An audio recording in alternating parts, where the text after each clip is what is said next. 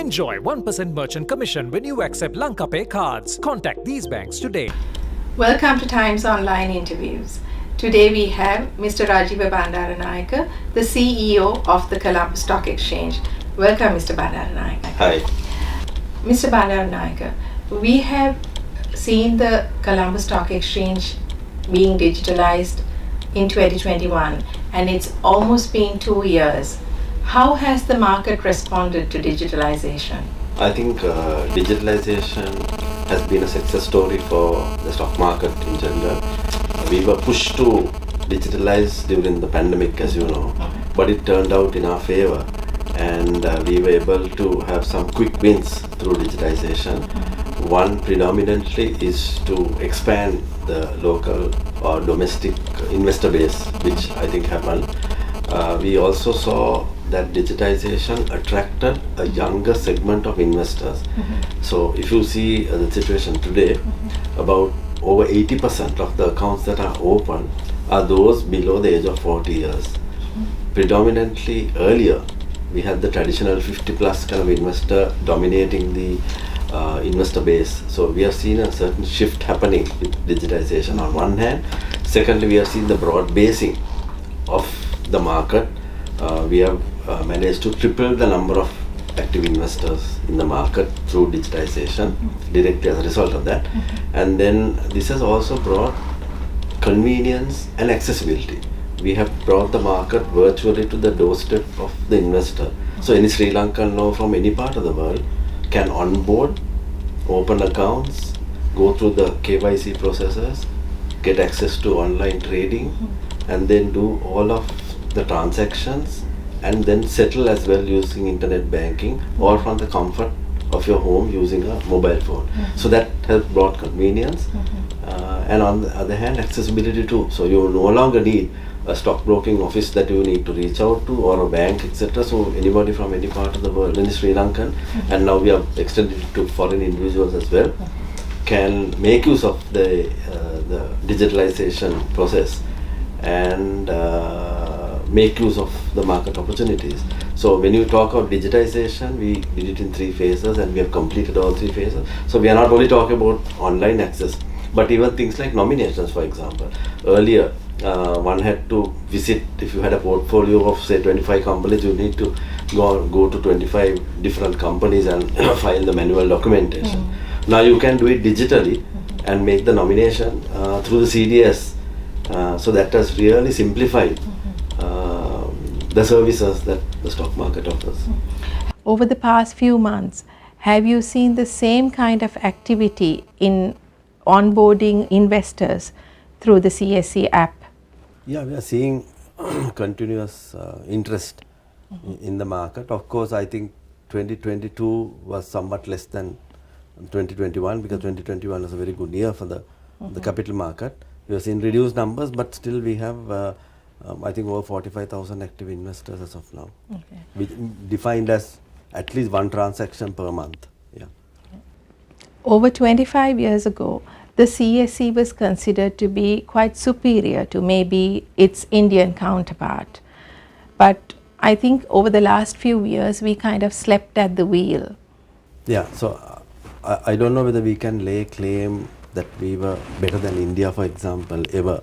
They were much more established stock market, both in terms of size and liquidity and the number of participants, etc.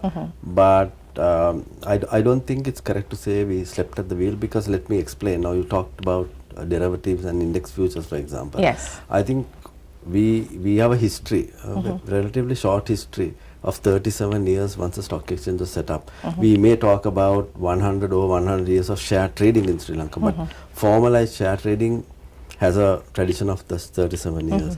Whereas if you take India, for example, they have over 150 years of widespread share trading. So you need to really consider the state of the market. We need to first build a strong cash market, which means we need to have good liquidity to enable the introduction of products such as derivatives and futures. So a necessary prerequisite for introduction of a derivatives market on one hand is a active liquid cash market, and then you need to have the proper infrastructure as well. For example, delivery versus payment, a central counterparty system that gives a counterparty guarantee, which enables these products. So I think over the years we have been trying to build first a robust, active, liquid cash market. It is only then that products such as derivatives will work. So I think you need to, it's like building blocks, we need to really go that journey. And on the other hand, we need to build the infrastructure as well. We need a DVP, we did DVP in 2021. Now we are in the process of doing a CCP, so the infrastructure is also being developed. So I think it's a process that we're going through. Which brings me to the next question about the CCP. What is the progress you have had so far? Yes, so now as a logical step after the introduction of DVP, we have plans on going in for a central counterparty system, which essentially means that buyers will be guaranteed delivery of shares and sellers will be guaranteed delivery of their proceeds, sale proceeds. So in order to do that, we bring in an intermediary called a clearing house or a clearing company, which will offer a counterparty guarantee to both the buyer and seller. So this really takes out the element of risk, of settlement risk from the market, which will probably place Colombo in better standing globally as a market that has reduced risk. So this is nothing new practice in the world. I think it's there all over the world. So we are also in the process of going through the motions of introducing a CCP. So the principal model of how the CCP would work has already received the approval of the regulator. We now, as we speak, we have commissioned the London Stock Exchange group for a clearing system, and that system is undergoing development now. Then the framing of the rules are also has begun. So we are doing the regulatory framework as well. We have already incorporated a separate subsidiary, CSE Clear, fully owned subsidiary of the stock exchange, to act as the clearing company. And now we are in the process of the incorporation of the company. So on all fronts, the project is well underway. Our plans are to introduce a central counterparty during the course of 2023. This is good news indeed. So what about demutualization? Yes, once again a draft bill originally was prepared, and more recently the stockbroking community got together, the 15 member firms who are entitled to the proceeds of demutualization has got a report done through IFC, a detailed report, and I think they have prepared their response to the proposed or the draft demutualization bill, and I think it's up to the regulator then to really put it through Parliament, and the Demutualization Act has to be passed, and once the Act is passed, within 1 year, period of 1 year, the process will be completed where the company, the stock exchange, as a company limited by guarantee, will be converted to a company limited by shares. So I think the regulator will have to move here to have the necessary legislation passed. Very recently we saw the CSE introducing a new product called Real Estate Investment Trusts. How has the traction been on this product? Unfortunately, we have, since we introduced the framework for REITs, we have not had any traction yet for a number of reasons. One is, I think, the market environment, where rental yields are not really giving the required return. As a result, this product is not going to move right now. But I think there are a lot of potential for REITs. And secondly, we also found that there were a few gaps in the framework itself, which we discussed with potential with the regulator as well as with potential developers, etc. And I think those gaps are being closed. We hear a lot of discussion on listing state-owned enterprises now. Mr. Bandaranaike, what is the contribution that the CSE will give in this effort? So, state-owned enterprises have been listed previously in the stock exchange, as we know, and there are quite a number. of state-owned and listed entities that were listed, and also some others which were auctioned through the using the stock exchange platform some time back. So we are ready to accommodate any new state-owned listings as well, and we have discussed with the regulator on certain tweaks, if I can put it, or amendments to our listing rules to accommodate a different segment of companies like the SOUs for them to make use of the market mechanism, both for raising debt and equity.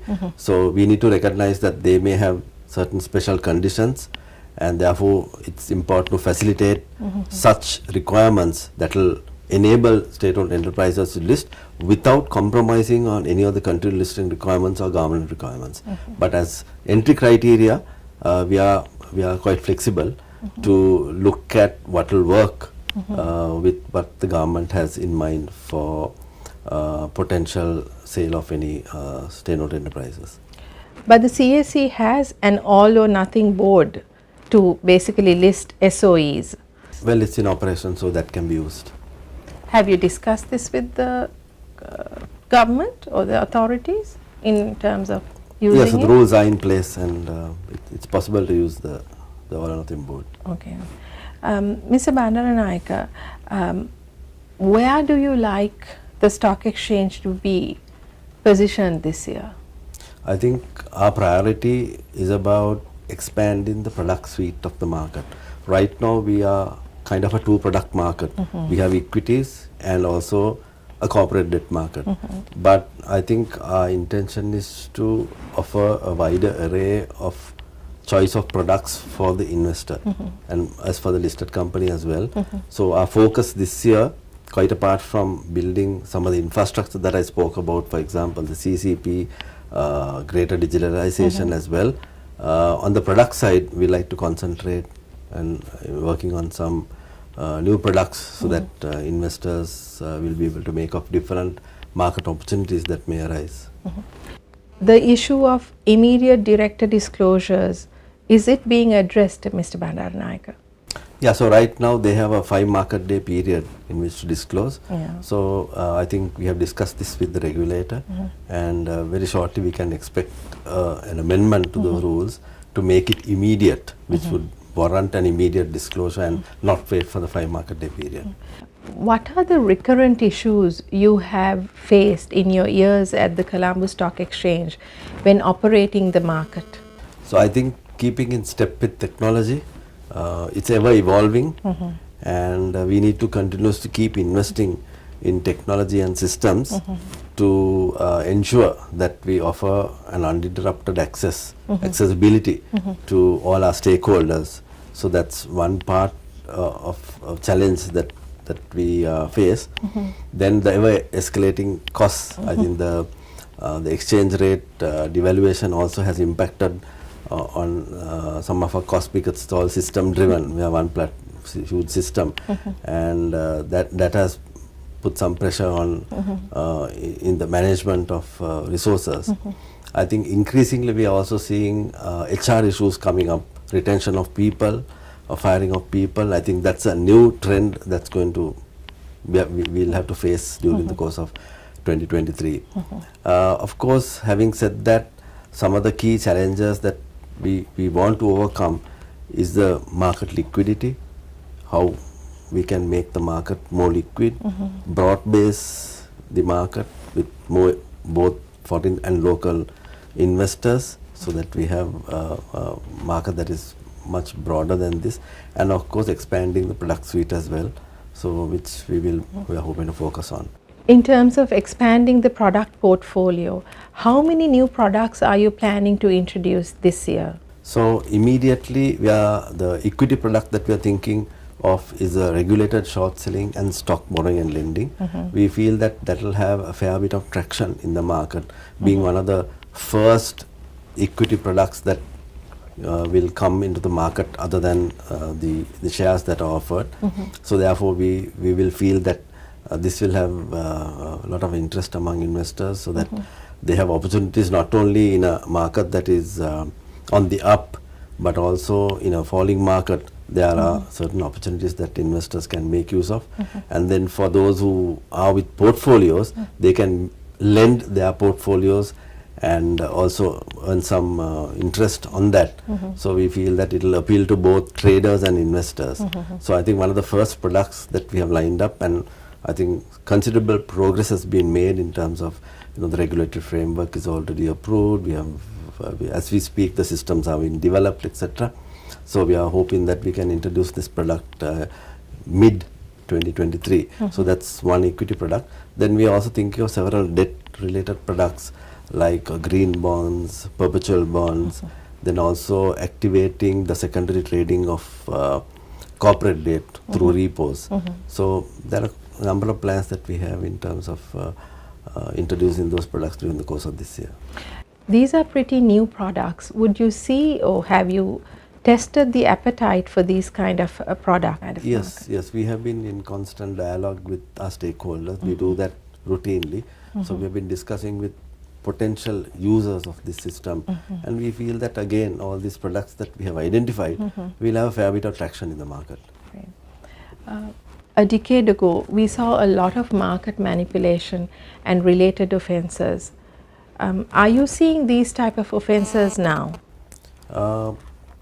Market offences, there are three kinds of made market offences. One is front running, insider trading, and then market manipulation. So what we do as what we call a front line regulator, if I may use that term, is the identification of any suspected of any of those market offences, then make a referral to SEC. So that's an ongoing process. I won't really be able to comment to say whether this year we have had more or less, but we do that as a continuous part of our obligation and our role as a market operator to identify if there are any offences or suspected cases of such offences, and we offences, and then we refer that to the regulator. Finally, Mr. Bandaranaike, what is your hope for the Colombo Stock Exchange? I think we are looking forward to a year where we can, as I said, introduce more products to give more opportunities for investors. We want to broad base the market, and I think we are very confident that we can do that, and to have a larger base of investors. And we also want to, as I again said, to increase the accessibility, the level of accessibility and convenience, bring convenience to the stakeholders, whether it be from the investor side or whether it be from the company side. We want to bring that aspect of convenience to the market, so that markets are readily accessible and usable by all. Thank you very much, Mr. Bandaranaike, for joining us. Thank you.